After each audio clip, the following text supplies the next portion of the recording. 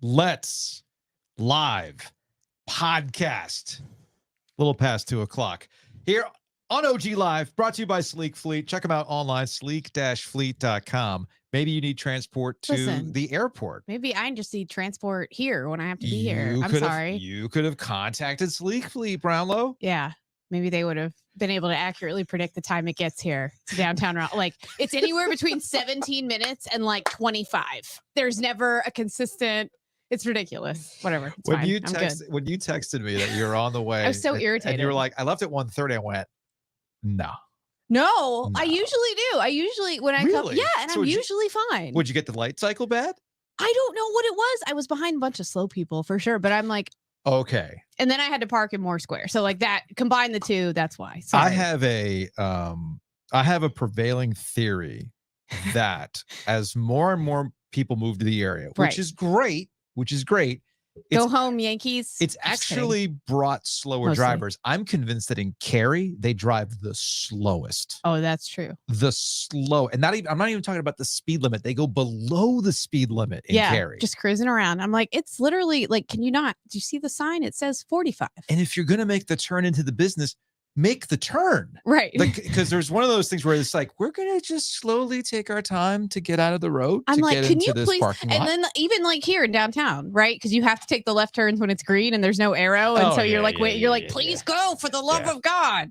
Yeah. I'm fine. Everything's good. If you're just tuning in on YouTube, welcome. We have a very, very full show today.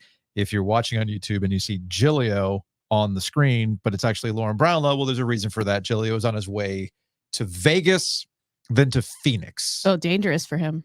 How long is he going to be there? That's what I said. Oh, boy. Thankfully, he's with the whole family, so hopefully Jessica will keep his ass in check when it comes to being in Vegas. But you've been to the Vegas airport. I mean, it's there. Yeah, it's right there. You get off the plane and there's slot machines everywhere. Right. Which is pretty wild. It's just a layover, though, so. Yeah. It's not like he can go to the casinos or anything. I told him to give me the company card. I confiscated it from him. That's probably smart. Yeah, probably the smartest thing. Yeah, but Giglio's on his way to Phoenix for the Final Four. On Saturday night, when we do a post-game show, I'll be here. I still haven't decided where I'm going to be. Okay. I know that nothing's happened at the Rialto. I'd kicked around some ideas, but I'm just kind of like, I don't know what I'm going to do. I really don't. I really don't know how I'm going to watch the game. I know there's a couple of things going on. I just might watch it at home and then head to the studio when it's time to go on. Or I might just go to Raleigh Times across the way and watch it from there and then just walk the block here to get to the studio and talk about stuff. But that's neither here nor there. Just a little bit of housekeeping before we actually do housekeeping. Giglio's on his way to Phoenix. We're going to give away some tickets here in a little bit for the Boston Bruins Canes game tonight. We'll tell you how to do that in a bit. We'll also talk to Darren Gant of Panthers.com. Because he got in on the DJ Burns football ? Listen, yeah, that was a triggering headline for me, but I'm glad I read the story. Let's just put it that way. Nah, Darren did a good job with it. Rod Brind'Amour, Carolina Hurricanes head coach. We talked to him yesterday. There are some NC State family ties there. Yes. Interesting. Absolutely there are. There's a window of time between tonight's game, Friday's game, and Sunday's game where he can go to Phoenix. Just saying. Maybe Rod goes. I don't know. And then I agreed to this, but I'm actually regretting it the closer we get to it. Okay. Dimitri Ravanos, who you do the Panthers podcast with, is an Alabama guy. Yeah. And Alabama's in the Final Four. You might have heard. Yeah, I have. You might have heard. Does he care? I'm like in real life or like for like a bit or whatever. Because I don't know. Like I just a don't know little. he cares. I think a little bit. I just don't know. I don't think he actually cares. But we're gonna find out. And we'll also find out. I don't know if he cares much more beyond like neat. We'll also find out if there's a satin jacket that's actually the secret magical key to NC State's run. It was purchased a year ago. Oh. We'll get to the bottom of that as well. But I did actually want to start the show with a question that we got from Twitter enthusiast, Carolina fan, Bluest Deuce. Okay, yeah. He said, would love your opinion on this. With State now making the Final Four, do the local rivalries change much, if at all? Right. Because now for the first time in a lot of people's lives, NC State basketball has expectations. There's a lot to unpack on this one, I think. But what was your initial response to this question?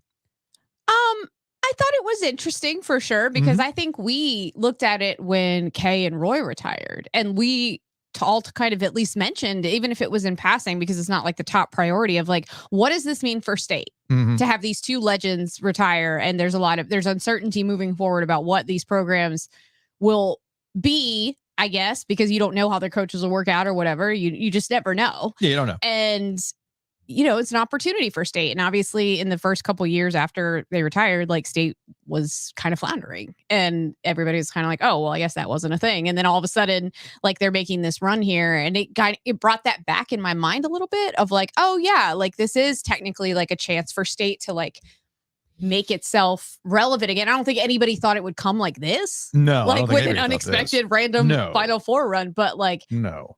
Regardless, the thing is, that's the trump card that Carolina and Duke fans both have had over state. Although you hear it more from Carolina fans, obviously, like, oh, what have you won? What have you accomplished? Well, it's funny. That's actually so what I wrote. At least it takes away like half their burns. That is something that I wrote. That is something that I wrote down, right? Or now they could just go, oh, you only have one in 40 years. First and foremost, I want to say that my initial response to this is that rivalry dynamics in the triangle don't necessarily change. Not overnight, no, for sure. Not even that. I don't think they change because the rivalry dynamics are pretty established, and they've been established for a long time. And I've been trying to explain this to people who are not from around here, who have not lived here a long time, or people who have moved here and they oh, it's Duke and Carolina, and they don't have really a lot of thought of states. The point being that this market, and what I'm always fascinated by in this market compared to other markets, is that it is not a one-horse town or a one-team town. Definitely not, yeah.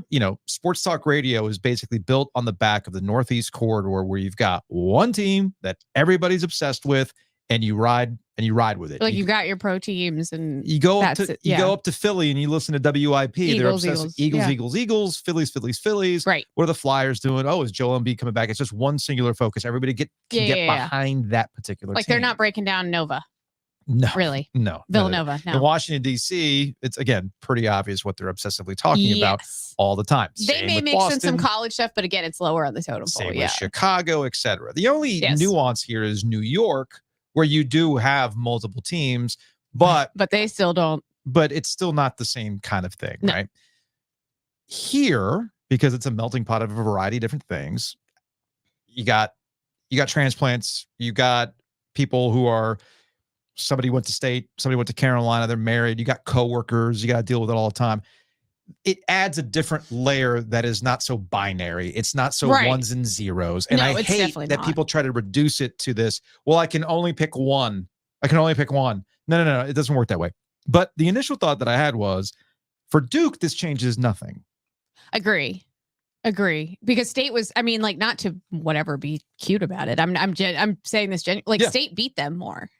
Yes. First of all, so it wasn't, but no one was putting Duke, no one was necessarily going to put those programs in the same sentence as Duke, as state in the same sentence as Duke or Carolina. I don't know that they would start doing that just because of this either, just to clarify. Yes, they would, they can say that they've been to a Final Four now, but it's still, there's going to need to be more happening in the future for state for this to become something that irrevocably shifts the dynamic. You know what I mean? I don't really think it shifts anything related to NC State. It just takes away most of the lame burns. Probably. I think for Duke is concerned with their own thing most of the time, right? That's very true. I think there's a lot of truth to that. They're very concerned with their own thing. I think that's a Mike Krzyzewski byproduct. Oh, yeah. Okay. It's the reason he had a castle fortress office. Right. Carolina's a little bit more complicated. It is. Yeah. I think the rivalry dynamics don't change for Carolina if you are from a modern era of Carolina. And that's why I say it takes time, especially for with things to shift, because you ask Roy Williams about the rivalry and ask a millennial, you might get two very different answers. Yes. For Carolina fans, though, I think it gets trickier.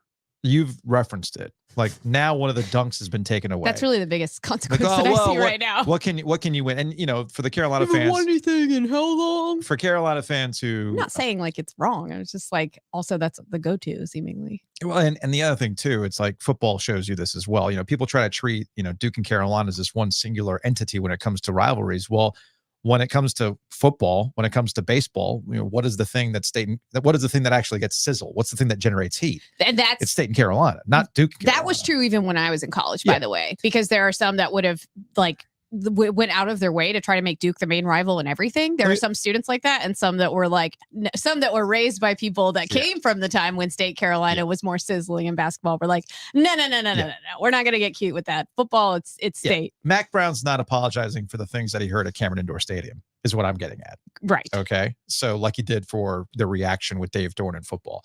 So all of this is to say, my long-winded way of saying, it's not a simple answer because the area is not simple, and it drives me insane that people try to distill it to some real quick thing that you can, and it doesn't work that way. Or even to distill like all of the alums of State and Carolina to large schools. Yeah. With large student populations into like this binary of like, these are who these people are. And this is, it's like, no, man, there's like actually like a bunch of different kinds of people that have a bunch of different types of backgrounds. Like, now, I do think there are some misconceptions about what's going on, not necessarily changing dynamics. I think it might refresh how people view things. Okay. I think the first one is that, and I've been saying this for the last couple of weeks, when NC State basketball is good and they are participating in what happens in the triangle, it's good for business. It's fair. It's great. Okay. Yes. People are buying shirts. They're buying tons of ice cream. I see it with what we're doing, the ratings, if you will, the numbers, they go up. All that stuff matters when State is good. Anytime State's good at something, everybody engages with it, which gets to a larger point with NC State. And I actually had this conversation with Bomani Jones yesterday. I called him because I listened to his podcast, and he went local, Bo, on his podcast, talking about his time here. And he said something to the effect of NC State fans are insufferable. They got to be insufferable. And I'm like, they're not right now. No. They're not right now because it's been 40 damn years. It's not insufferable. They're actually nostalgic. They're in their feels. Yes. There's a lot of emotions coming out. And I think that's kind of messing with the other schools. And that's why I say it gives a different perspective. I think people are realizing, damn, it has been a long time. Right. You haven't had any nice things happen to you. Oh, that's nice. I mean, I do like, there are Carolina fans who I think that in a somewhat patronizing way. There is. But I know some that like genuinely feel that way. They're like, I don't want them to win. But like, there is a part of me that's like, that's cool for their fans, you know, like, right. And it can feel patronizing, I'm sure, to State fans. And I understand why. And I'm sure they're like, we don't want their support. I get it. They don't want their support. Although, to be fair, any Carolina fans I know that are supporting State is almost strictly because of DJ Burns. And who could blame them for that, to be honest? But like, there is a little bit of that energy of like, oh, how cute. There is that. Oh, you guys did something. Yep. Oh, honey. Oh, that was so good. Good job. That's exactly it. You didn't pee on the rug. That's exactly it. It's like, oh, honey, that's nice. I'm happy for you. Yeah, it's like, okay. But that also gets to a lot of people in the comments are saying in terms of, well, it has to happen for a long time. You know, there has to be some level of sustained success in order for this to really change. If they have another year like they've been having next year, you know, where they kind of look like they could make the tournament, but can't quite make a resume work or whatever, and don't go on another run, like people will start to be like, oh, it's just same old NC State. So like the key is to build on it, and you don't have to like get to another Final Four or anything, but just showing that like you're here to stick around and that you're going to be a thorn in everybody's side, and it's not just a blip. From Justin, if NC State shit is dead, does that mean the law of the wolf is dead? No, those are two completely different things. Completely different. They have some tie-ins. And if it's dead, does that mean that the podcast is dead? Giglio hasn't posted something since the ACC tournament. Just an observation. Listen, Giglio is tired. Couple of things about that. So Giglio's a sleepy person. Let's walk through this, shall we? All right. NC State shit and Law of the Wolf are completely different things. Yeah, I mean, Law of the Wolf, as Giglio has said multiple times, is that when you expect the most, you'll get the least, and when you expect the least, you'll get the most. And I don't know how else you can describe what's happening with NC State basketball going into the ACC tournament. People weren't expecting anything. Well, that was where that Oakland game kind of threw people for a loop, because it was like, wait, Wait, but they're supposed to win that one. No. Now, as far as the reason why we haven't had a Law of the Wolf since the ACC tournament is, we've been busy doing after darks and things like that, and that's why. Listen, these nights have been late. They have been like late. Giglio is tired. I am tired, and I know Giglio is tired. I'm just saying, give him a break. From Aaron, I hope the Carolina State men's basketball rivalry becomes relevant again, even though I hate any losses to State. And again, that gets back to the larger point. When State is good, when State is a player, it ends up being good for everybody involved. There's more sizzle to it. There's more friction to this. It actually brought me back to this thought, and I had jotted this down. I remember when Mark Gottfried got fired, I did several interviews and podcasts with guys like back when Rob Doster, before he had moved on to Field of 68, or doing something with Matt Norlander. And I had to explain to him, this is not about NC State fans having unrealistic expectations. This was about NC State fans just wanting some consistency, just wanting to be a player in all this. If you wanted to bring up the Herb Sendek stuff, well, we can have that conversation. Yeah. But after Sidney Lowe and the ups and downs of the Mark Gottfried era, I think NC State fans had gone through, 8 to 10 years of just, look, man, we just want to be back into something, okay? Yes, I would agree. Which led to a lot of the Kevin Keats discussion as well. I think what this has shown you is that NC State's identity really is that of the Cardiac Pack. They have these two bookends now, 1983 and 2024, where they are the story of the NCAA tournament. For sure. They're the story. Yes. And maybe that bothers Carolina fans. Carolina fans, Carolina goes to a Final Four. They're not necessarily the story. They're a blue blood. They got expectations. Well, people loved Roy, but they weren't the story. Well, I would say that game was the story. 2022, the game was the story. Yes, that's what I mean. K being sent out was a story. But Carolina going to the Final Four in itself is not a story. That run for Carolina was certainly unusual, but it wasn't even it's not the first time they had done that, and they didn't win a title either time. So that doesn't help in terms of like your lore, so to speak, right? Don't you think? Because like they did it in 2000 as well, like with that team that had no business necessarily going to the Final Four, and they did. That's true. And then they did it in 22. That's true. But neither team won, but it just so happened in 22 they, sent K out the door. So that was obviously going to be a bigger deal, but that was at least, I'm not saying Carolina's not a big deal when I say this, but that was at least in part because of who they were playing and not like for the magical run that they were on. From Kyle on the YouTube chat, we all go to NC State. It's funny. When I was thinking of headlines for YouTube's this week and podcast headlines, there was a thought that I had about we all go to NC State and how many people would get that reference. That was one of the old NC State commercial taglines. It's not as bad as knowledge is the prey and we are the hunter. Oh, I like that one though. Or red means go was another one. I think. Oh, I don't like that one. I think the current one is. I think the current one is think and do. I think that's the current one. Yeah. I've seen that one. That's good. That's not bad. So yeah, that is not that I'm like a sloganeer, but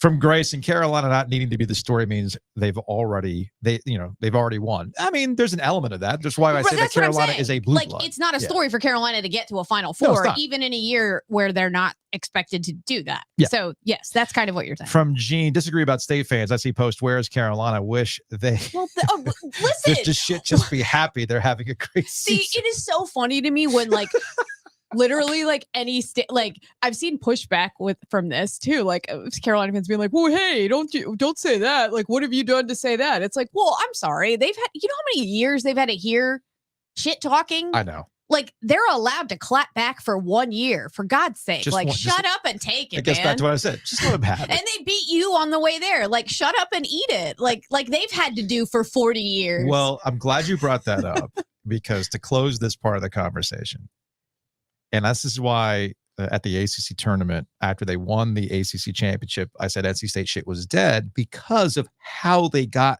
to doing it. Right. Getting past Duke, beating Carolina in the championship, right? Yes. And then on top of that, you beat Duke to get to the Final Four. Are those like their Horcruxes? Kind of, yeah. Yeah. Next time you get on my ass about bringing a Star Wars reference up. Well, I know you know what a Horcrux is, or else I wouldn't have brought it up. Kind of. Not like you dropping names of people half the time. I have no idea who they are. All right. Bib Fortuna. Housekeeping. And I've watched a good amount of those, but I have no clue. No, I know. A little bit of housekeeping. Check out breakingt.com/OG to get some OG merch. We got the positive vibes only. Did you know that in The Sopranos, at one point, Tony Soprano does say positive vibes only? I feel like I kind of remember that because I just did a rewatch recently. I'm in the process of watching The Sopranos for the first time. I'm getting through season 2. I'm a little behind thanks to the NCAA tournament and the games and everything else, but it's really season 3 where I'll probably be more aggressively texting you to be like, what's going on? What episode are you on? Like, you need to talk. Yeah. But I just watched the episode where, what is it? The T-1000 guy from Terminator 2. Oh, yeah. He's really Davey Scatino. He's really screwed because they just foreclosed his REI shop. Oh, bust out. Yeah. Anyway, that's where I'm at on The Sopranos. So go to breakingtea.com. They got a bunch of NC State shirts. Click the link that's in the YouTube description of the podcast description. That's got our referral code in it. So anytime you buy something from Breaking Tea, we get a little bit of cut. That's what keeps the lights on. So we appreciate everybody who has been purchasing that stuff. We also will have the OG birthday bash May 3rd at Shady's in Garner. It's a Friday. We're going to have some trivia. We're going to have a raffle. We're going to have a food truck. It's going to be a good old time. So check that out. That's, again, on May 3rd. Once everything kind of settles down, we'll give you some more details. But I just wanted to put that date in people's minds as we get closer to the 1-year anniversary of this podcast. So, again, that'll be on May 3rd. I want to thank Matt Davis over at State Farm for sponsoring Ovies and Giglio. Check him out online, insuregarner.com, theoginsurance.com, or call him directly at 919-779-8277. And Matt has a pair of tickets to the Canes Bruins tonight. So here's what we're going to do. He's offered up a pair of tickets to the hockey game tonight. Okay. So here's what's going to happen. You are going to screen grab one of your DraftKings wins. Okay. Nice. Show me a win. Positive vibes only. Show me that you're using DraftKings. Show me a win. Show me a ridiculous NC State bet that you made. Like, hey, I used those bonus bucks to have NC State in the Final Four, and I'm successful in that. Or you have bonus bucks to win it all. Just take a screen grab of that and send it to the OG Goes Digital at gmail.com. Again, that's the OG Goes Digital at gmail.com. And when I wrap up the show, I'll go into the email client and I'll pick somebody randomly for a pair of tickets to go see the Carolina Hurricanes and the Boston Bruins. So again, just take a screen grab of one of your wins or one of your ridiculous bets. You know me, I love the parlays. Like the 6-leg parlay that I put $5 down and maybe I'll win $800. Hey, look, Lauren. I get the temptation. Like I bought a new pair of running shoes with my winnings. I still haven't bet yet. I have not bet yet. I got some new Nike Pegasus Trail 4s off of a prop bet that I won.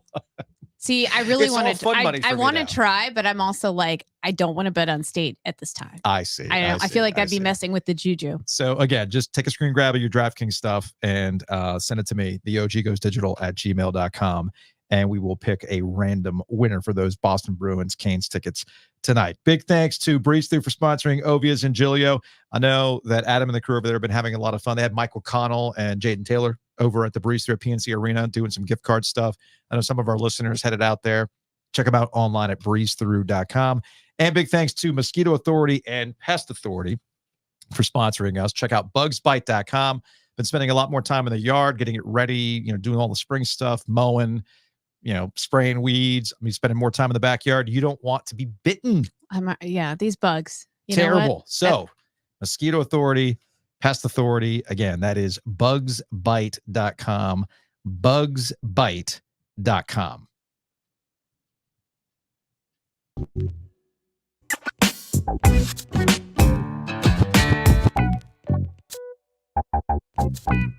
As Giglio pointed out as you walked into the room, you're just all decked out in Canes gear. Not a single State thing? Not one? Not yet. I mean, we don't want to rock the boat. Everything's going good right now. So don't worry. I'll wear it. I guarantee I'll be wearing it by the end of next weekend. When is it? Next weekend? It's Saturday. Saturday. Saturday, Monday. Okay. No, you have Tracy and Amy have to be into it. Come on, man. My house has gone bananas. Yeah. You have a game Thursday, game Friday, then game Sunday. There's a small window in there to get to Phoenix. Just saying. No. Right in my house is the best place to watch that game. Again, they've been winning, so he's not not moving. Okay. That makes sense. Although I'm impressed that you're keeping up with this stuff. It must be so crazy that you have to pay attention to it because, as Joe and I have joked, we know you're in end of the regular season mode right now. Yeah, but I mean, listen, I love sports, and everybody's watching that. That's all the big things you got to watch. I don't care. You guys, you get it. It's your job. But I think for any sports guy, I mean, this is the great time of year. I mean, there's so much going on. I mean, his father-in-law played for Evercase, recruited David Thompson. Like, No, I mean, who's in this room? I mean, there's pictures of David Thompson everywhere at PNC Arena. So along with you, it's been a while, right? Yeah, that to me is the why it's so much more. I mean, special. So. Okay, now that you say that, it is interesting. I still look.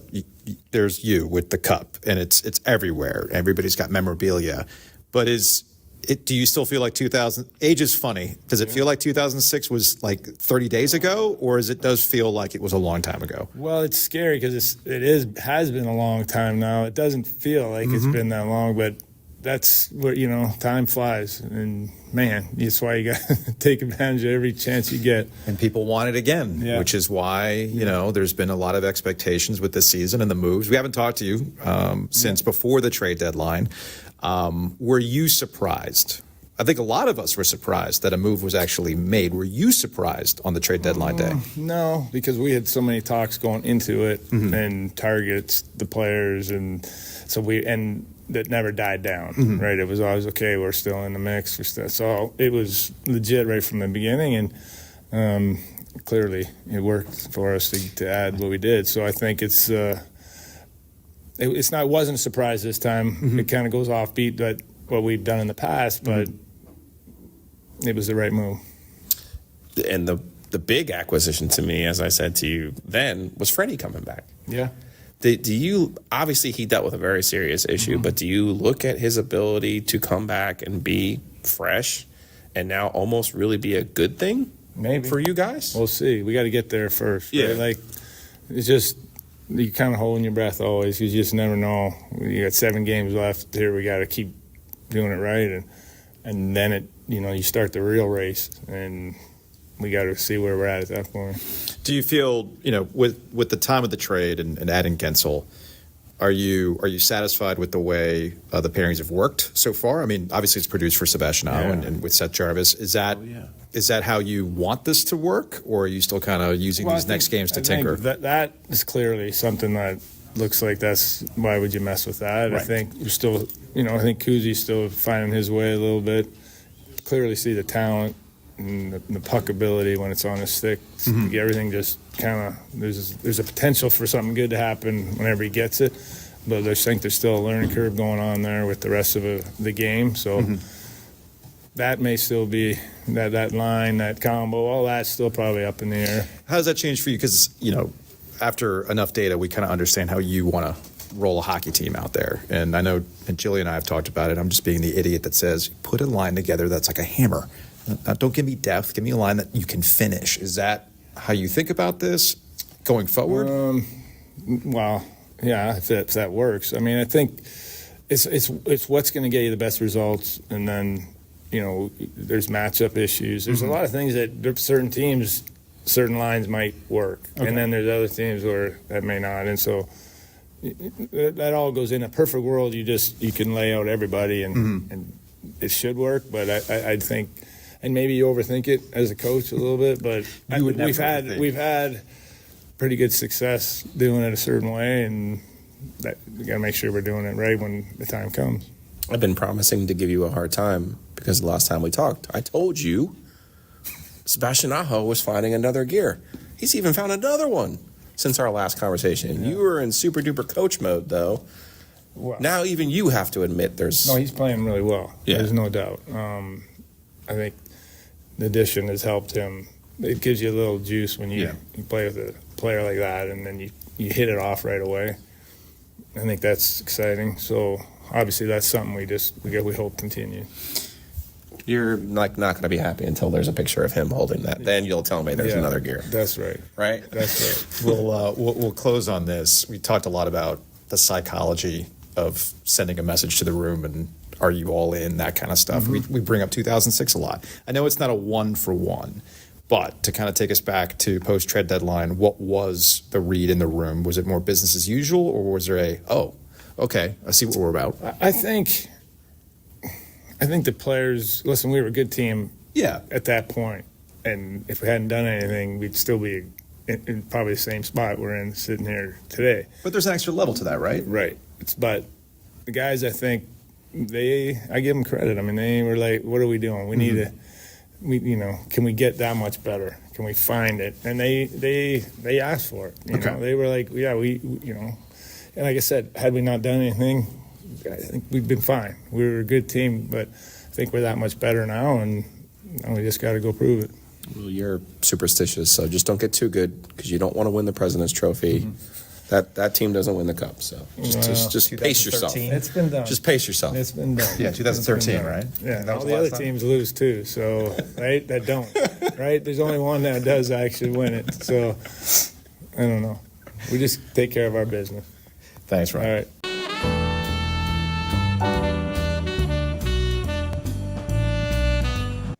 Big thanks to Rod Brind'Amour for making some time for us yesterday at PNC Arena. Those family ties coming together, and I'm very much looking forward to diving in on the Canes playoff run here in just a couple of weeks. Big thanks to Two Roosters for sponsoring Ovies and Giglio. Check them out, tworoosters.com. They have been moving gallons of the Tuffy tracks. Again, listen, I tried it when they had it at the live show on the first day of the tournament. Yeah. There's a lot going on in there. But I was like, oh, this is too good. It's literally it's too good. Five things all put in together. It's a lot going on. There is a lot going on. Speaking of ice cream, hold on a second. Since we're in the mode, so I'm like, I can't have any of that without my lactate. So Rock'em Socks. Oh, I saw that. Yeah, Rock'em Socks had sent over a care package of a variety of socks. Fantastic. These are fantastic. They have the ice cream on them. So right? good. So a little bonus shout to Rock'em for sending those socks. So if you want ice cream socks while you have the Tuffy tracks, well, that's how you go. They're again just moving gallons and gallons and gallons because when NC State wins, the economy goes up. That's right. Just saying. I'm just looking at Wolfpack economics in the grand scheme of things here. Big thanks to Butcher's Market for sponsoring us as well. Check them out, thebutchersmarkets.com. Maybe you want to have a celebratory T-bone. Go ahead. Go after it. Maybe you're just looking to grill out and then watch the game. You can do that too. Or maybe you're so tired, you've lost track of days because of all the basketball that you don't have time to cook. So what do you want to do? They got prepared meals. So head on over to the Butcher's Market, locations across the triangle. You can support us by supporting them.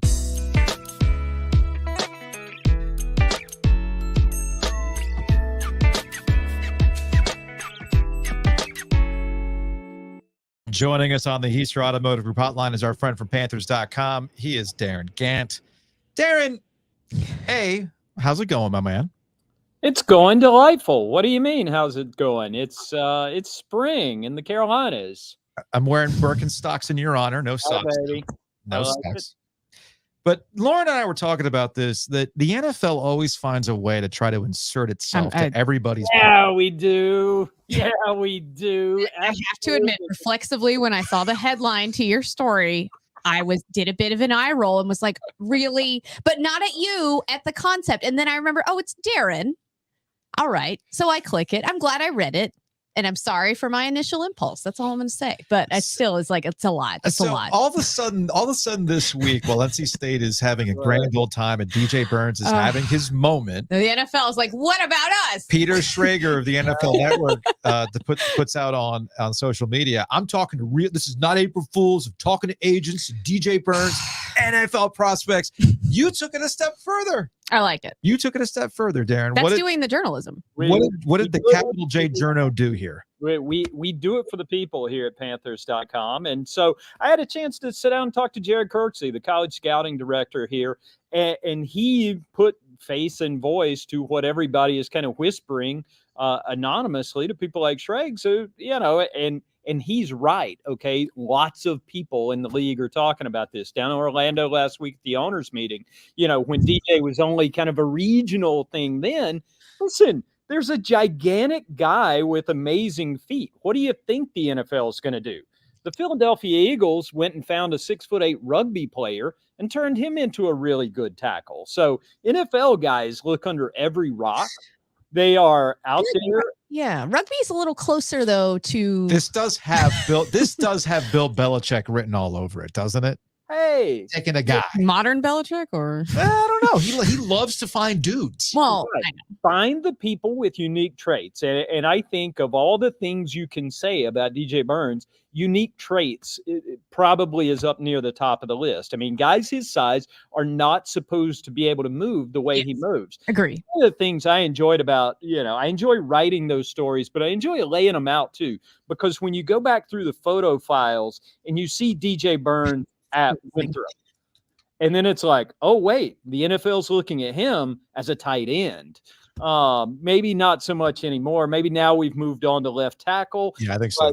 But the point stands. I mean, he is the reason he is so good for NC State right now is the reason a lot of people in the league are curious. Now, as I mentioned in the Ask the Old Guy mailbag recently, Ovies, you got your merch, right? I do. It's actually back in the house. I should have worn it today, but I'm still rocking our merch right now. All right, that's fair. I have it, and I appreciate you sending me the shirt. Lauren, I've got you covered. You will be hooked up soon. Oh, thank you. I've been remiss with not taking care of this sooner. I want all my influencer friends to wear the brand. So. Listen, you send me a shirt. I'll wear it. Fair. Amen. But no, I mentioned in the mailbag on Tuesday, yeah, the NFL might be interested in him, but I think the NBA is going to be interested in him. He's like big and tall store Sabonis. He is. Ooh, he moves the ball so well, and I don't think DJ Burns is going to play 30 minutes a game in the NBA. He's not playing 30 minutes a game in college. Right. But if you've got a shot creator and a facilitator and somebody who can move the ball and create offense in your second group, in the NBA, that's like gold. I mean, look at what Malik Monk is doing out in Sacramento with Sabonis now. If you've got a player who can make that kind of impact in a short amount of time coming off the bench, that's good for your team, man. I was going to say, you could ask Steve Clifford, but he just resigned. So, or he's not coming back. He's not coming back to the Hornets. I think if my company ever gets sick of me, I would love to do what you guys are doing with Steve Clifford. I think that would be good radio right there, or podcast, or whatever we call this. It still feels like radio to me. Yeah. It's always radio to me. You know what? Audio is audio, man. It doesn't really matter where you put it. All right. So one of the people that you did talk to was Ike Ekwonu. I felt, a little awkward, maybe? Was it awkward? Hey, Wolfie on Wolfie. I don't think, and listen, even if this experiment worked perfectly, nobody thinks DJ Burns is going to walk into the NFL after not playing football in an organized way since middle school. Mm-hmm. And he would play, take anybody's job immediately. It's a developmental thing, Right. Obviously. But Icky kind of laughed. I mean, Icky's like, man, I think people are limiting him. Now, Icky probably just doesn't want people to fat shame.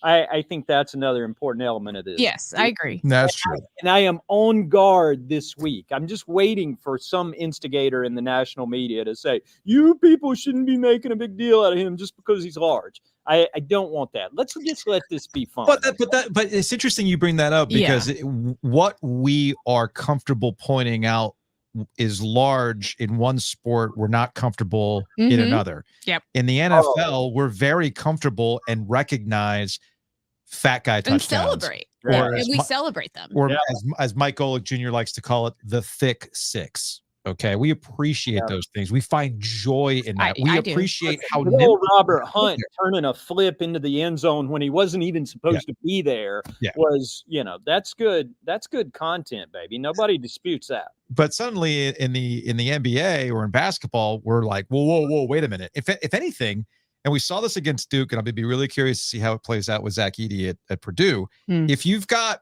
a large man at 300 some odd pounds, because that's what DJ Burns is. He's been in college since 2018. You got to remember, he was around the same. He came out with Zion, for heaven's sake. Yes. If you are a large man, I'm going to take that over the tall, skinny guy every single time, especially one who has the footwork that DJ Burns has. And that's what's going to be the most fascinating part. Although Edey's not really that skinny. He's pretty big. He's a big dude, but he's not like DJ. No, he's Burns. not DJ big, but he's That's what not. I'm I wouldn't call him skinny Okay, either. maybe not skinny. Maybe Yeah, he's not bowl or anything out there. no. He's But he does give off a certain 3 raccoons in a trench coat vibe. I mean, he's just like an artificial, it's like he's on stilts underneath there. Vincent Adultman Yes, for all the it's- BoJack Horseman that was viewers out there. He is going downtown to do a basketball. That is what Zach Edey is going to do. All right, so we'll close on this, Darren. Everybody's having a moment. We live in a world of content, and you got to find your angle into the story of the week. I get all that stuff. Am I shameless? I am. We all are. We are all shameless, okay? But when it all settles down, do you really think an NFL team is gonna say, "Hey, why don't you come work out?" Oh, yeah. Okay. I mean, they'll No question. I mean, seriously, we go. The Kansas City Chiefs just signed a rugby player who has no NFL experience, and that cat's basically going to be on kickoff and kickoff return this year. That's his job in these new rules. NFL rosters are big enough, especially in the offseason when you can drag 90 around. You've got room to develop cats, and you've got room to, again, Mailata is probably the nearest like for like comparison. And the Eagles gave him a couple years to kind of develop and see if he was going to turn into a thing. And he's a thing now. So again, I think he's a unique athlete, and the NFL is always looking for unique athletes, whether it's Belichick and lacrosse players or, giant basketball players at NC State. Have you heard D tackle as well? Because I see all this left tackle stuff, and I'm like, well, what about defensive line? I would suggest that defensive coaches aren't sure he's got that kind of suddenness, that quick twitch ability. I mean, he ain't Derek Brown. Right. Right. Yeah, or Aaron Donald, or Okay. well, who is. So I mean, that's kind of the threshold for that kind of guy. And also I think and Kirksey said it in an interesting way. He's like, the quickness, the feet, the lateral movement, that's his superpower on the basketball floor. And those are left tackle traits. That's the ability to mirror somebody like Brian Burns, who's quick, first step and can make you look silly with the athleticism. You could imagine DJ kick step, drop back. He's in a pass rush. I could see it. I mean, I could see it. I love him playing basketball so much. I just love him. I just love him. Again, as I mentioned in the mailbag the other day, anybody whose mama shopped for them in the Husky section feels a certain way about DJ Burns, man. If you were out there in the Husky section where your pants were way too long and you were rolling up multiple cuffs just to keep from dragging them on the floor and stepping on them all the time. Yeah, if you're that guy and Joe's raising his hand and I copped to it, yep. I was a fat kid growing up. I'm still a fat kid. Who are we kidding? But the fat kid never leaves you. That's the thing. No, I will always be a recovering fat, even when I'm at my skinniest. And you always carry that around with you. And we identify with him. Yes. We feel protective over him. It's the reason we celebrate him, because if that guy can do it, then maybe I could go to the Dowd Y and dominate too, except I can't. I love that. That's perfect. Darren Gant, Panthers.com. The mailbag is always entertaining, and the DJ Burns questions, the comments, the breakdowns, fascinating stuff. Darren, we appreciate it. We'll talk to you later. Absolutely. See y'all.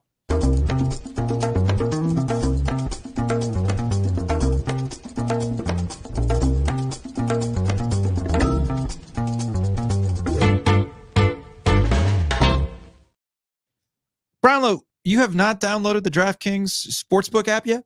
I mean, I have not bet. I have not placed one bet since no. Okay. I haven't. You have to make sure I have the right. Make sure I have the right promo code. You got to use the promo code. Because I'm going to use your promo code. You got to use the promo code OG24, and you'll get some bonus bets that come with that. It's funny. I did an interview with Vissen. I always say Vissen, but I think it's Vissen.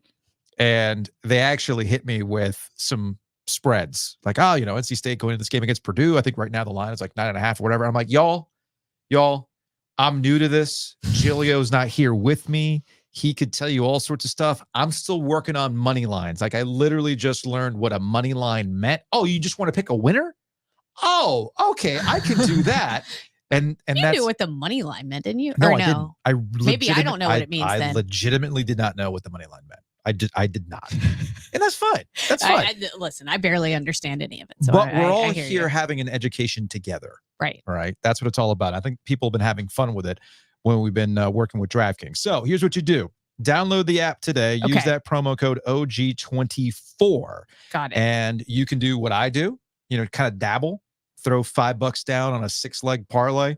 Maybe you'll win some money that you can go buy some new shoes with. That's my kind of betting. That's my kind of betting. I don't like to Or bet much more than that. you can get a little deep. Oh, I'm also good with the canes too. Also good with the canes. See, I have no idea how to hockey bet. I have no idea. I've learned how to do the hockey betting mainly because I know how the Canes follow a pattern. And, once I'm like, oh, okay, I know how the Canes are going to win this game and I'll take advantage of it. But then you got people like Giglio who go after baseball bets and no runs and all this other stuff. So there's nothing that Giglio won't bet on. Tons of features, makes it super, super simple for casuals like me. And obviously you can go a little deeper for somebody like Giglio. And all you got to do is download the DraftKings Sportsbook app right now. Using that code OG24, bet $5 and get $200 instantly in bonus bets. Only on DraftKings Sportsbook with the code OG24. The crown is yours. Gambling problem? All you got to do is call 877-718-5543 or visit morethanagame.nc.gov. 21 plus, North Carolina only. Bonus bets will expire 168 hours after issuance. Deposit and eligibility restrictions apply. Terms at DraftKings.com/sportsbook/NC. NASCAR is not a sponsor of this promotion and used under license, as DraftKings is the official sports betting partner of NASCAR. So again, use that promo code OG24 to get your bonus bets. We're going to present something recorded here in a second. Because Giglio and I talked to a gentleman who bought a satin jacket nearly a year ago. And of course, I'm being an idiot here, and I don't know what camera I'm using. Hold on a second. I've lost Brownlow from the YouTube stream here. So this is a conversation with a gentleman named Paul. And he bought this jacket a year ago. And I'll let y'all decide if there's something to this satin jacket.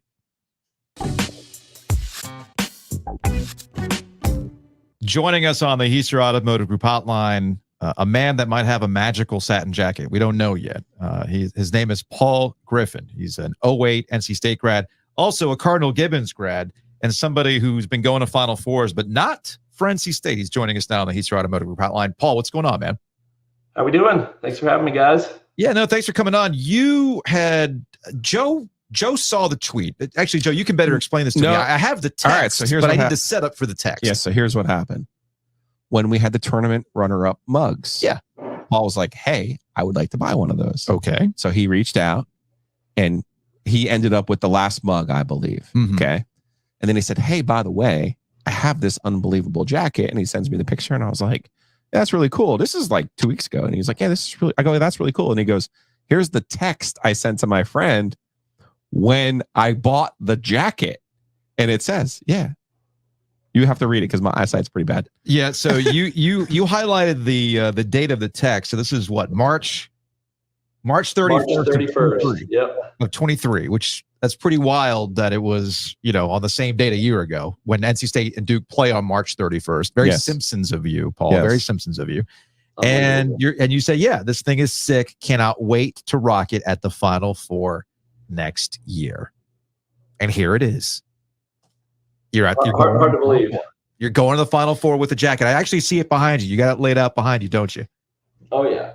Yep. Got that. My lucky scarf, and haven't changed my my lucky shirt and outfit. And I did take the jacket off in the second half, which might have helped. We switched, took the jacket off, and things started going our way. So there might be pick that thing up and show it to us, because I've never seen that logo before. I've never seen NC State, first of all, use cursive, and second of all, use the NCSU in cursive. Yeah, this is. It has both. It has the block, and it has the block S on the back. Yeah, block S on the back.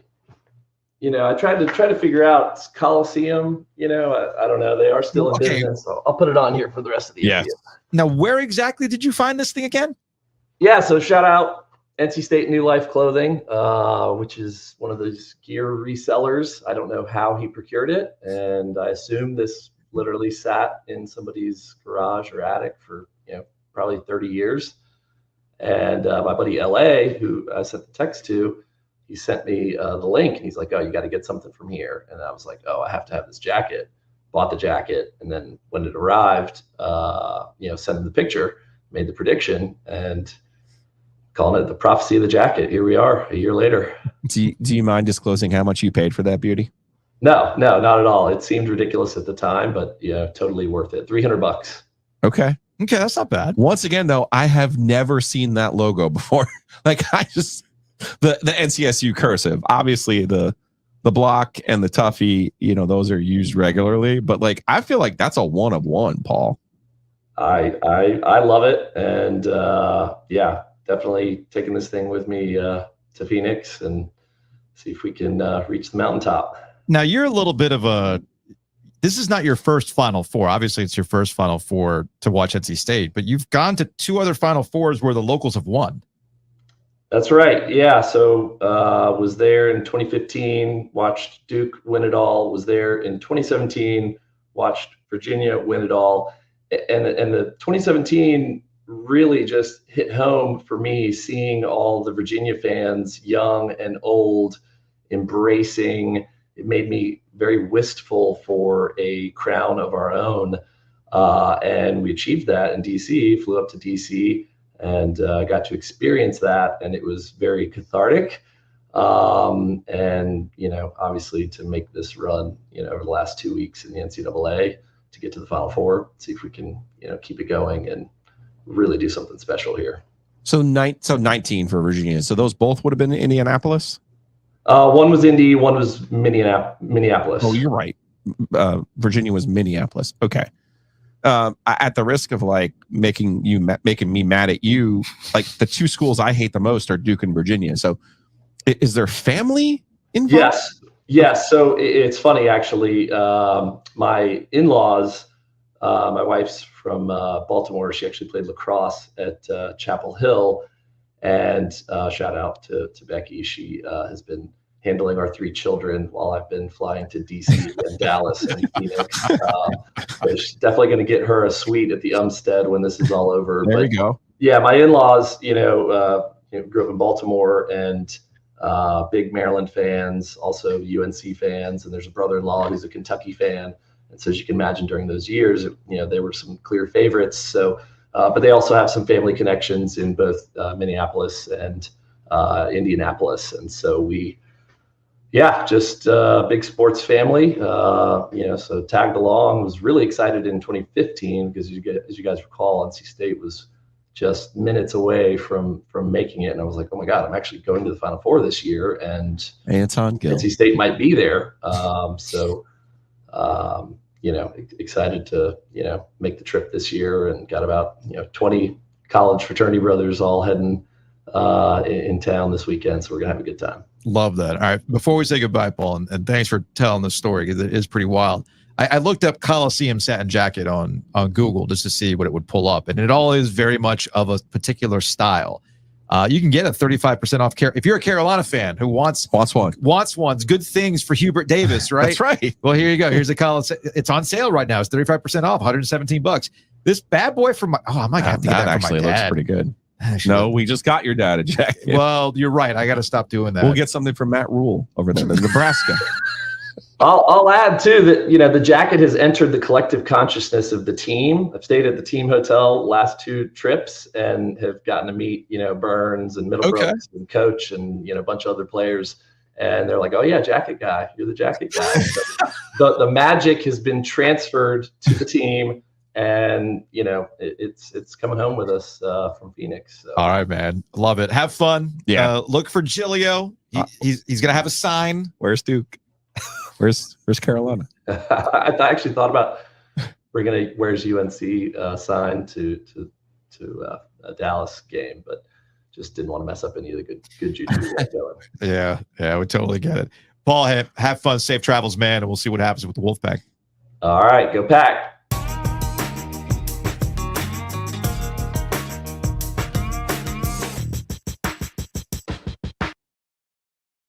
That was a fun conversation, and I got to find myself a satin jacket like that on eBay. Maybe get one from my dad. Big thanks to Hometown Realty for sponsoring Ovies and Giglio. Check them out, myhtr.com. Again, that's myhtr.com. You can buy, sell, and calculate. Also, thanks to Longleaf Swine for sponsoring Ovies and Giglio. As Brownlow mentioned, we started the NCAA tournament that Thursday by doing a show from out there. It was a lot of fun. Heck, I might grab dinner there on Saturday before the game and then watch a little bit of it, maybe mosey somewhere.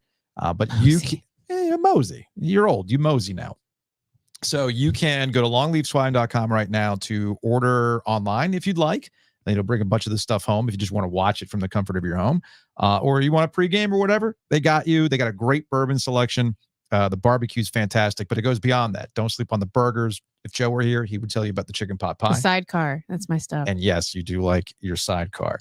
Also, big thanks to Whitaker and Hamer. I did not need to sign any weird waivers on me drinking a Four Loko earlier this week. So I'm happy about that. We might have to contact Whitaker and Hamer as Florida State was denied a bunch of stuff in court today. So the ACC considered it a win. The motion to dismiss was denied, if I understand it correctly. Yeah. There are things that are happening in sports right now that it's bothering me that they're happening now. Can you wait till next week?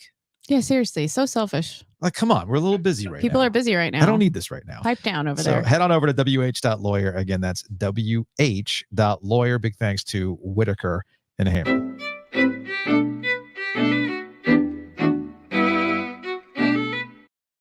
All right, we're experimenting here because one of our cameras doesn't want to work. So I'm using my phone as a camera to bring in Dimitri Ravanos.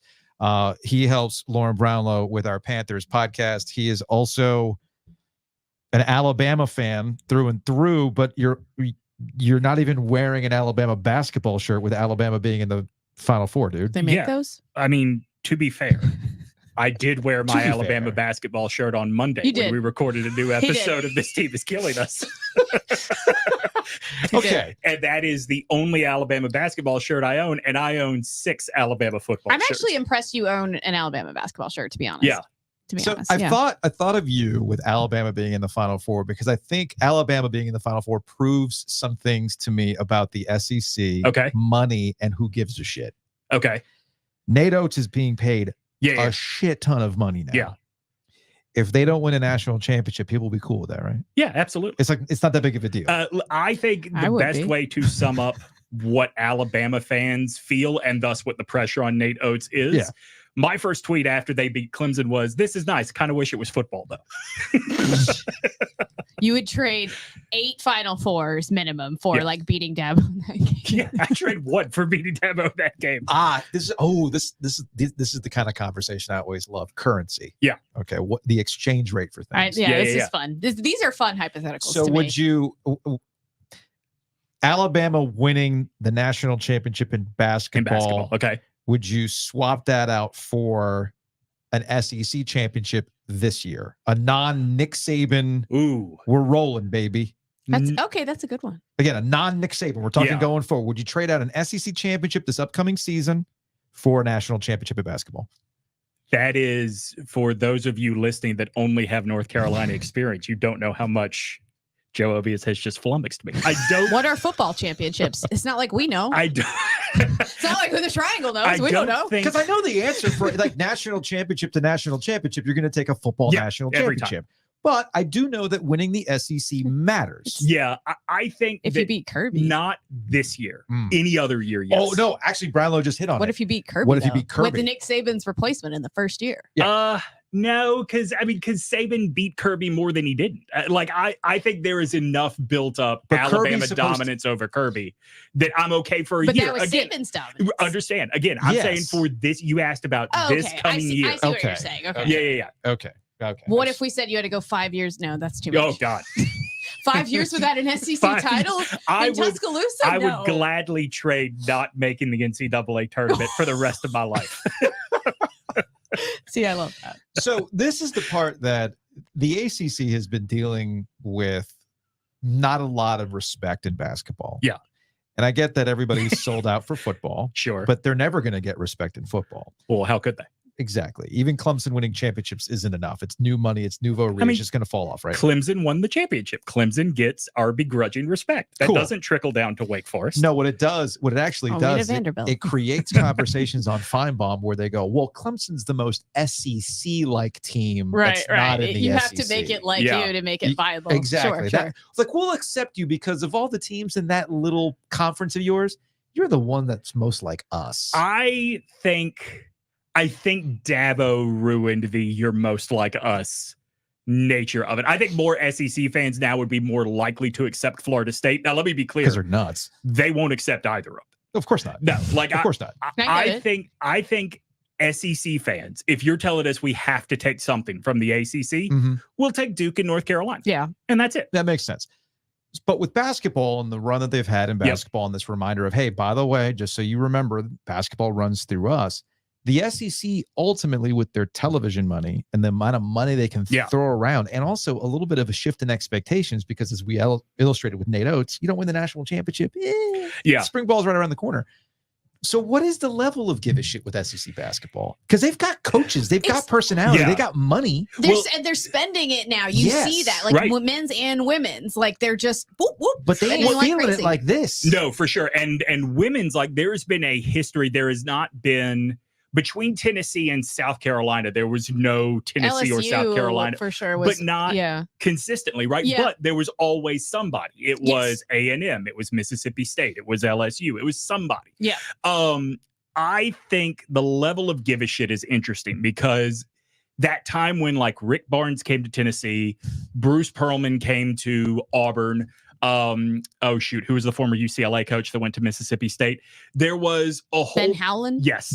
There was a whole bunch of dudes that had done it somewhere, but that was over. Right. So the investment wasn't quite what it is like a now. retread. Yeah. Yeah. And I think Nate Oates, I think you got to say Will Wade at LSU had a certain dedication to turning things around. Strong ass dedication. Strong ass dedication. That's right. I think the easiest way to say it, Joe, is we have invested, so we will care if you're bad. Does that make sense? That makes sense. We don't want you to be bad. We won't celebrate you if you're good. Yeah, no, that makes sense. But we don't want you to be bad. Don't be an embarrassment. Don't embarrass us in public, basically. Well, I was a sophomore. Was the first time we'd ever gotten to number 1 in the poll. Oh, yeah. And it didn't last very long. I think it lasted 2 weeks, but that was, NC State legend Mark Gottfried was our head coach at that point. And Gottfried rightfully... That tenure went great, right? Gottfried rightfully campaigned with the athletic department. They're like, look, man, Coleman Coliseum is a dump. Like, we deserve better. And at this time, South Carolina had just built, I think now it's called Carolina Arena, whatever it was then, right? And Auburn so cute had how they call everything Carolina there. So cute. Auburn had just unveiled plans for their arena, and so it made sense. And he was told by the athletic department, make the Final Four and we'll talk. I mean, that's the classic chicken or egg conversation. Is our first ever Final Four.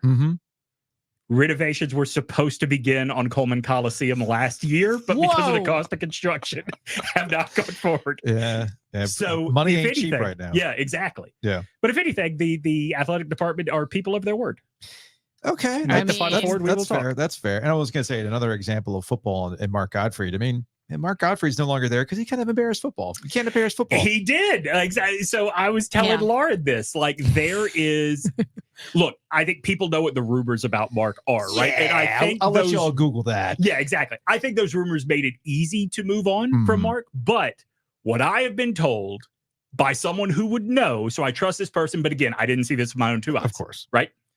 Was that Nick Saban said to their boss at the time, I can't bring recruits here for a basketball game and have us losing to fucking Ole Miss. That gave me such delight to hear that quote. Let me tell you. That's real. Because I can hear that in Saban voice. I don't remember. I think it must have been the 10-11 season. No, I guess it was the 9-10 season, right? Because it was 11 that he got hired at NC State. 11 or 12. Yeah, it might have been 12. But geez, now you're making me. If it's that season, I think Alabama and Ole Miss were both bubble teams, and it was losing to Ole Miss that just killed any possibility of Bama making the tournament. Yeah, that year. so Godfrey got to Godfrey's last year at Alabama was that 08-09 season. So he was out for 2 years. Yeah, 08-09 season, and then he got to NC State for the 11-12 season. Sure. So that's the timeline on that. I just wanted to get that part. Yeah, he had to go to ESPN for a year. Remember, do his rehab. I was about to say the Tuesday early evening game analysis job. That's where you grow. So how you take it in the Final Four on Saturday? I don't even know if I am. I mean, do you feel like emotionally invested, or do you kind of watch it more detached? I'm curious. That's a good question. I was emotionally invested in the Elite Eight and the Sweet 16 because I wanted to text you after I thought they were going to beat Carolina, and I couldn't stand losing again to Clemson in anything. Okay. Understandable. This one, I don't know, because I expect them to get blown out. Right. Like, it's hard to get fully emotionally invested. Well, we talked about it, though, the other day. There's no shame in losing. The way the nonsensical complete chaos energy they bring to the game of basketball, they could either lose by 50 or win by 10 inexplicably, and we'd all be going, what? How? What? I was just telling a friend of mine who's on one of these like gambling media sites she works for. I was like, betting this team is like betting the World Cup, because anything can change at the drop of a hat. Like you can have all of the numbers down pat, but you really do not know what's going to happen. I wonder what they are against the spread. I'll bet you they're horrendous. Oh, what they are against the spread? That I don't know. I know that I would never bet on them. I know that I've seen a lot of people on gambling Twitter saying that UConn, Alabama should beat the spread. That doesn't mean they should beat UConn. Right. I still don't know if I believe that. I feel like if they're beating the spread, they're probably going the whole way with it. No half measures with that team.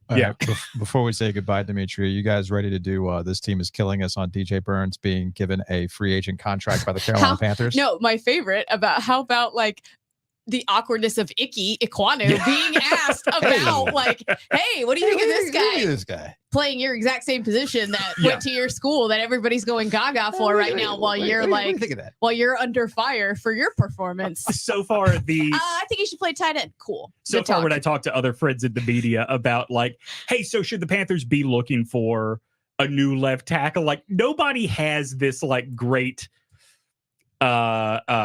vote of confidence for Icky, right? It's always like, well, you got to give him a chance to get better. I mean, I agree that you what's have to the give better him a option chance. at this point, Yeah, too? Like, that's my bigger thing. You give him a chance because a lot of things were wrong under Frank Reich. So much so that they got rid of him before the season even ended. Sure. So I think it's fine. Sure. I told Lauren, like, I am, if he's there at 33, I'm all the way in on Kingsley Suamataia from BYU, but even that does not solve the problem. Look, I just love how the NFL inserted itself into the Final Four. It's really incredible. Just you knew it was coming to. I was like, because I started to see a few people say it like in fun, like, oh, DJ, no. oh yeah, he could play football, and then all of a sudden it's like, but really, scouts are a buzz, and I'm like, you guys are the worst. Thankfully, the Bills traded Stephon Diggs, That's true. And that took everybody off that topic. The idea of college basketball guy having an NFL career, it's been a long time since we've seen that now, right? Jimmy Graham, I think, is the Didn't last. You know one that really he used to be a basketball player, Dimitri? Have you heard that? But was he the last one? Wasn't Antonio Gates after him? No, I think he was before. Jimmy played forever though. Antonio was older than him for sure. And then there was another one I feel like, but we didn't talk about him as much. I mean, for whatever reason, Tony Gonzalez played basketball. Right? That's what that was so long ago. Yep. Again, it was all tight ends though too. So I did like Icky's answer of like, why y'all trying to stick him on the O line? Why can't he go be a tight end? I was like, exactly. Maybe the routes part. I mean, if Tim Tebow can't do it, who can make the transition to tight end? By the way, we do have some competition with what we want to do in August for this podcast festival, by the way. Oh, are we just announcing it now? No, not now. I'm just teasing it. I'm teasing it. But like Tim Tebow's apparently coming to town. Is he really? Yeah. I keep getting fed the ads on social media. Why? Do you go to church? I'm a Catholic. I don't go to church. Why else would you get the ads? I don't know. It's a great question. Maybe it's because you're a Catholic. Maybe they're trying to shame you into going. That's maybe that's what it is. Well, Tim doesn't want him going to Catholic church. No. And I feel like 5 minutes in that room, and Tim Tebow would be like, "I am very much in the wrong place." That's right. And I need to leave now. All right, Dimitri, get out of here, man. All right.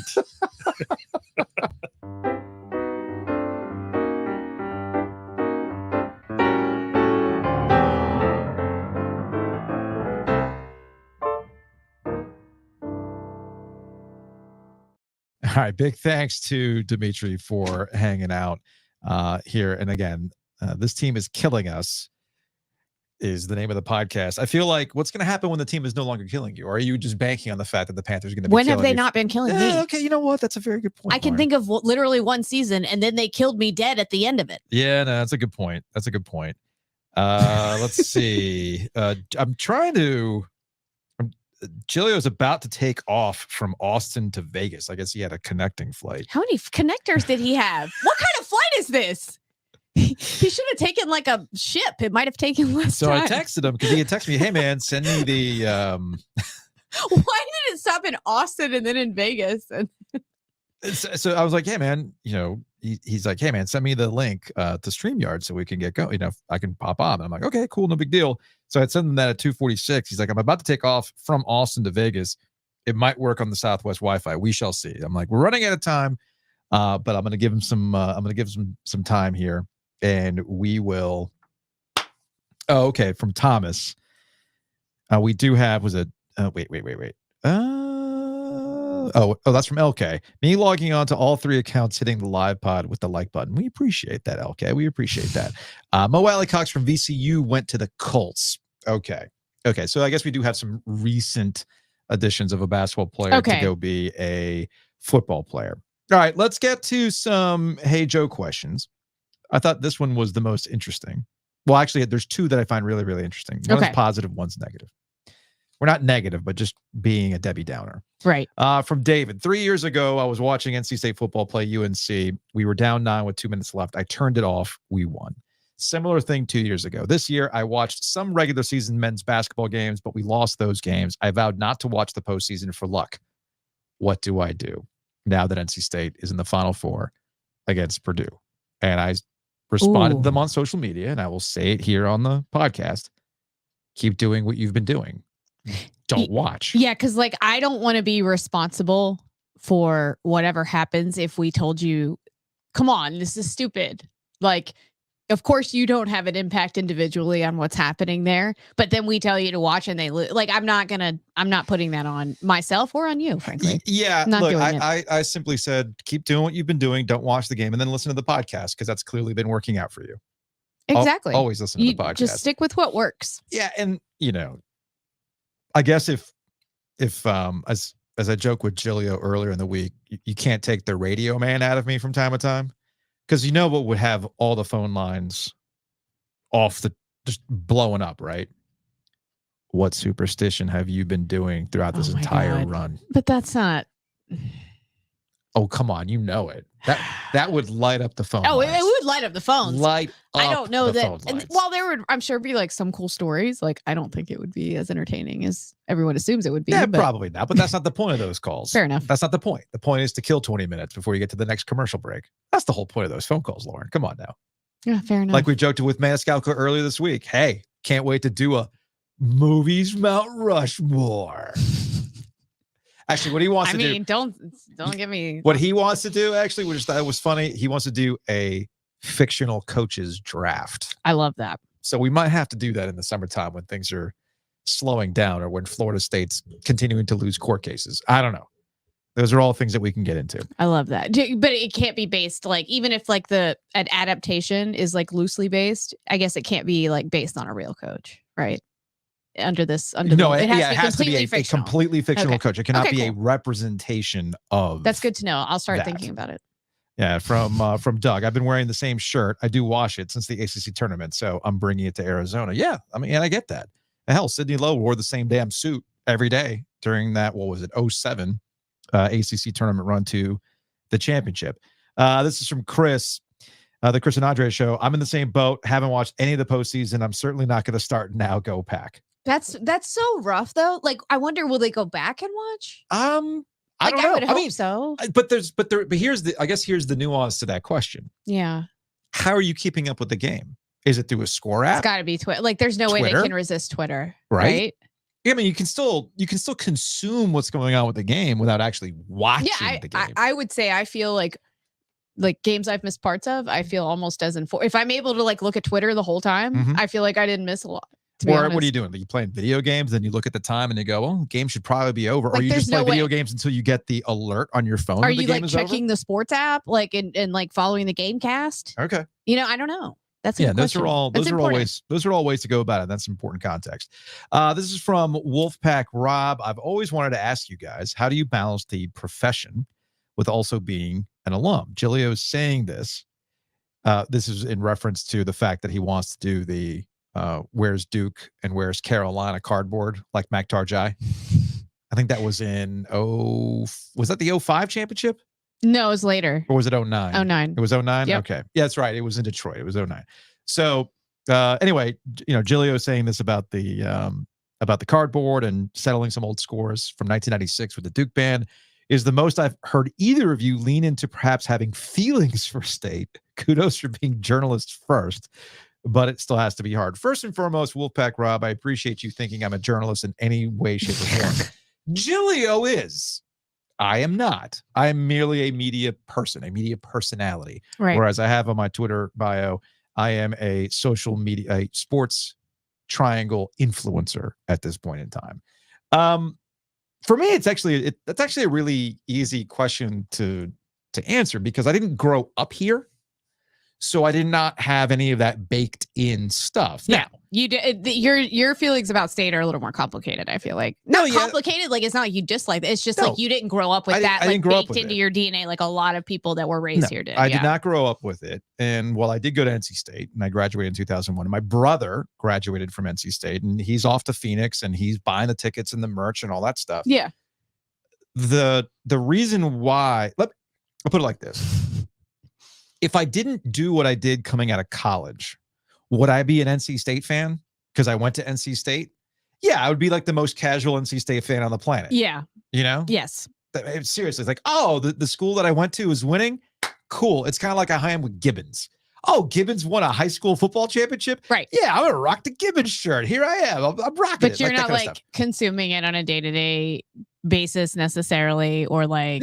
No. But because I've been doing this since I graduated, actually I started when I was a senior at NC State. Yeah. Yeah, and I started right out of school as well. Doing that sort of stuff just kind of gets beaten out of you. It really, like people don't understand that part of it. Yeah, they really don't. It just gets beaten out of you through, and it's almost cynical and jaded in a way. And it's not every person. Not every person. Every person is different. So I'm not going to speak for Giglio or anybody else in that way. But like, you just start to, you're like, oh, this is just a person. Yes. Right. Like, and these are just people. I've been saying this for over a decade. Ultimately, I just want what's interesting for the market. I want what's interesting for the show. What gets people hyped up? Losing sucks for everybody. And coaching searches lose their novelty after a while and apathy sets in. That's not good for anybody. Yeah. Which is why I've been saying, hey man, State being good is good for business.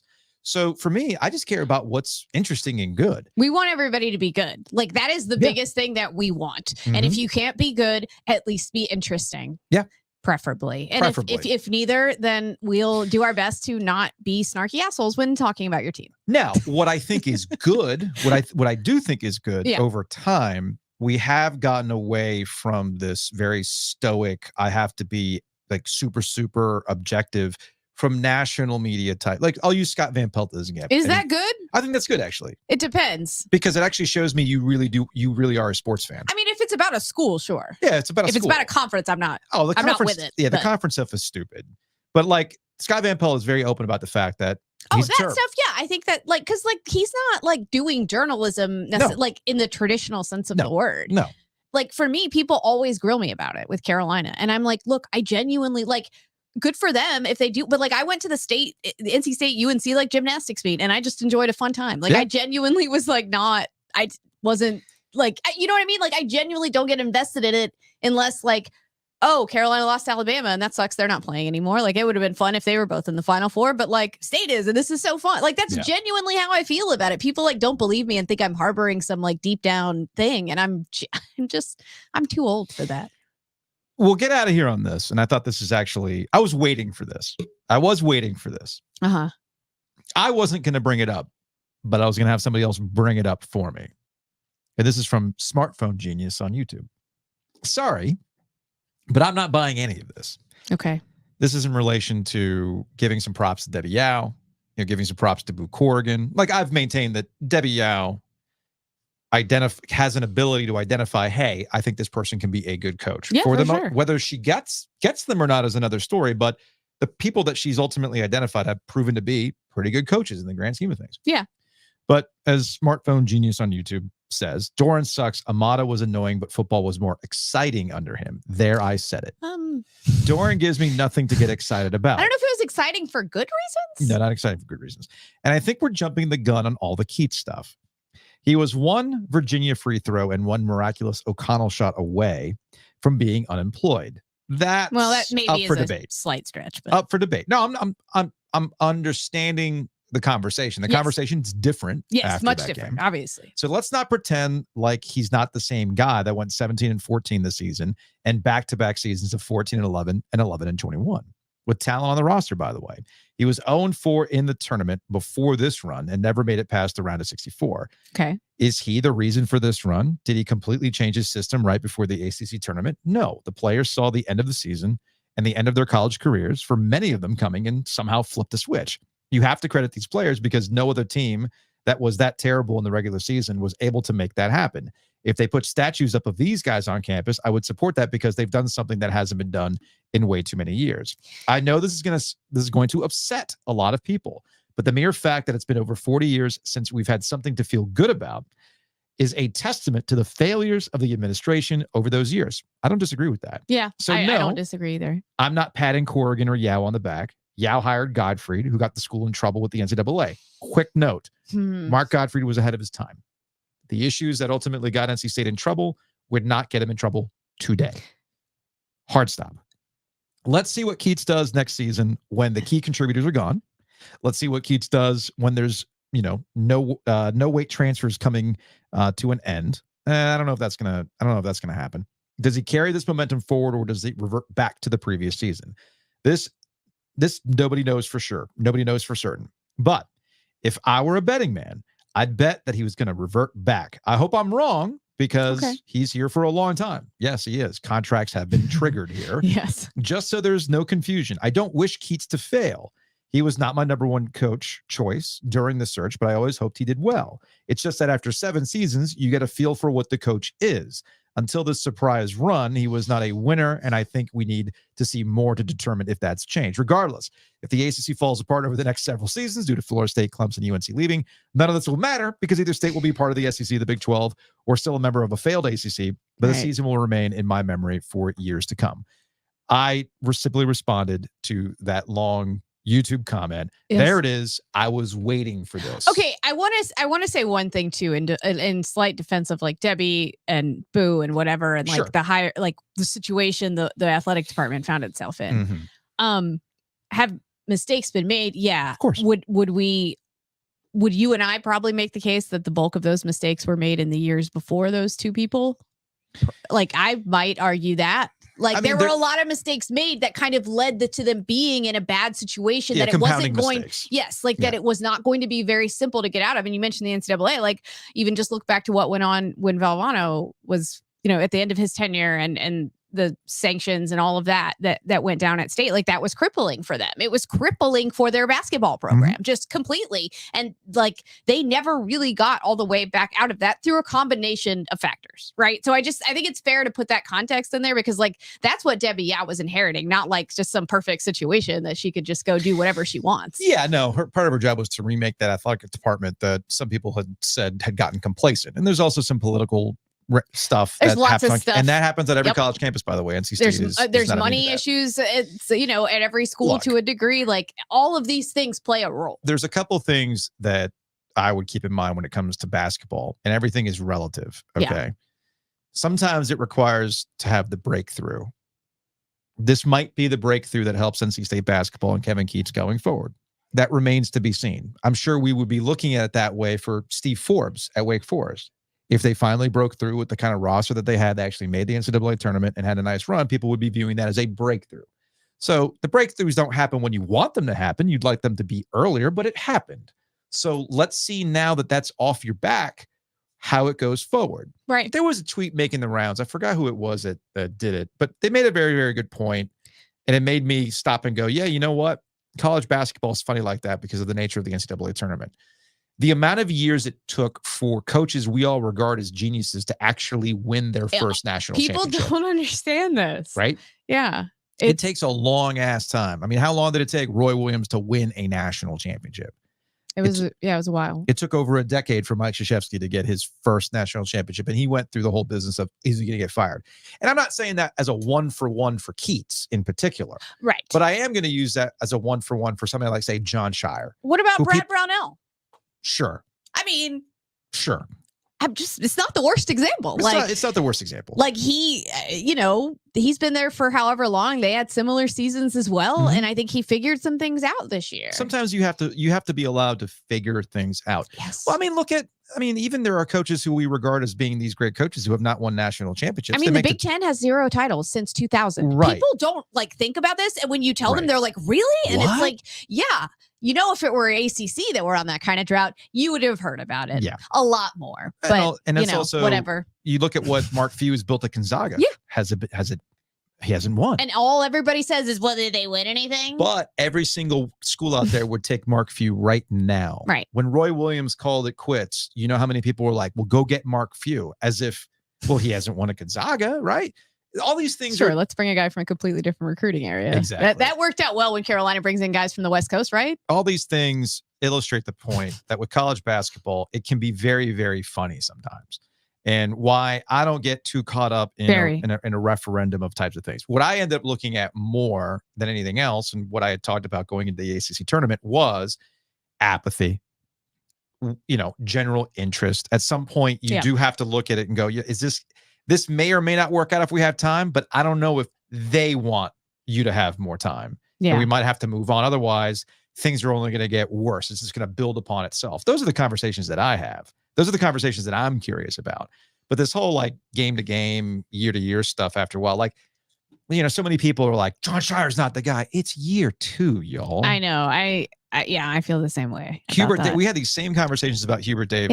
When his second last year. Yeah. It's like, he didn't make it. How is this possible? Some people online were having the conversation after they lost as a 1 seed. Yes. Ridiculous. Yes. So these are all things that sometimes get a little too out of hand with the conversation. But I did think that comment was interesting because once this all fades away, all the warm fuzzies fade away from getting to the Final Four, next season we'll be here. And I'll be curious to see how some of that stuff is handled. But nothing, all you can do at this point for NC State, by the way, is support NC State and just hope that they put the resources in front of them to keep the thing going. I like what you said about the players, what they said, but I do think it diminishes Kevin's role in this to a somewhat unfair degree. Because I think that comment, for the most part, was pretty reasonable. I thought so too. I just thought, okay, well, let's not act like Kevin had nothing to do with it. No, he has something to do with it. And there's something to be said for you're sure. There's something to be said for positive vibes. And Kevin Keats brings those in spades, and he gets no credit for having X and O knowledge that he's clearly demonstrated on more than one occasion. It's a conversation that drives me insane, and I don't like it. Do you know how many times this season I wanted to scream at people? Street ball. What do you think that ISO ball? That's coded. It's all coded language, let's not do that. It's all coded stuff. But there were several times this season where, and sometimes in cases where they won, where those were clear, drawn up plays coming out of timeouts. Yeah. Okay. Sometimes they work, sometimes they don't. But when they won, nobody wants to say, oh, wow, Kevin Keats did a good job setting that up and putting the players in a position to go and execute the plays. He made adjustments throughout the whole ACC tournament that you can, and has in the NCAAs that you can see, and they've worked. But when they lose, it's, see, I told you, you can't coach. Again, people make up their minds and they just want to say what they want to say. It's confirmation bias one way or the other. Yes, yeah, that's exactly it. Yes. That's exactly it. Thanks for hanging out with us. Of course. No Giglio. I vamped long enough to give Giglio a chance to pop on, but doesn't look like he's going to be able to make it, or the Wi-Fi on the Southwest flight's not working. But he'll try to hook up with us on Saturday night. You'd have to get him to do a technology on an airplane. I think that's asking a whole lot. That's asking a whole lot. It'd be asking a lot of me. No, that is a good point. Saturday, you want to do this again? A little after dark? Yeah, I think I can. I just can't do it in person, but I can do it. Technology allows you to do it from the Brownlow bunker. So we'll make it work. That's fine. We will make that work. Okay. All right. So here's how it's going to work. We will be doing a show after the NC State Purdue game. I'm going to be here in Raleigh. I'm going to be doing it here from the studio. I don't know where I'm going to watch the game at some point, somewhere downtown. That way I can just pop over to the studio real quick. And Brownlow's going to be at the Brownlow bunker. Giglio should be able to join us from the Final Four. Okay. Maybe he'll have his sign for us. My brother might be. That's going to go over great. If you want a drunk Ovies on the podcast, I can always see what my brother is doing in Phoenix that night because he's going to be at the game. I'm sure he will have a few $15 beers in him. Just saying. So all that stuff is coming up. We will see you on Saturday night following the NC State Purdue game for an OG After Dark.